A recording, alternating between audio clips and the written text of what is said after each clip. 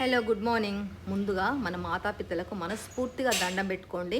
వాళ్ళపై నుండి దృష్టి మరల్చబుద్ధి అయితే లేదు. ఎంత ప్రేమ, దయ, కరుణ, ఆకర్షణ కళ్ళలో చూడండి.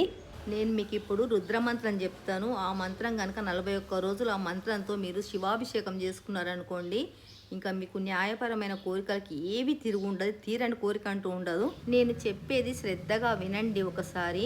దాదాపు చాలామందికి తెలిసే ఉంటుంది. తెలియని వాళ్ళ కోసము తెలిసిన వాళ్ళు కూడా ఒకసారి వినండి. నేనే విధంగా చెప్తానో.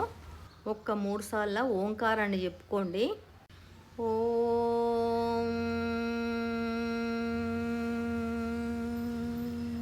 ఓం నమస్తే అస్తు భగవన్ విశ్వేశ్వరాయ మహాదేవాయ త్రయంబకాయ త్రిపురాంతకాయ త్రికాగ్నికాలాయ కాలాగ్నిరుద్రాయ నీలకంఠాయ మృత్యుంజయాయ సర్వేశ్వరాయ సదాశివాయ శ్రీమన్మహాదేవాయ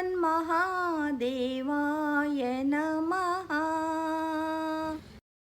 పరమ పవిత్రమైన 11 నామాల ఈ మంత్రాన్ని ఎంత చేసుకుంటే అంత ఫలితం ఉంటుంది.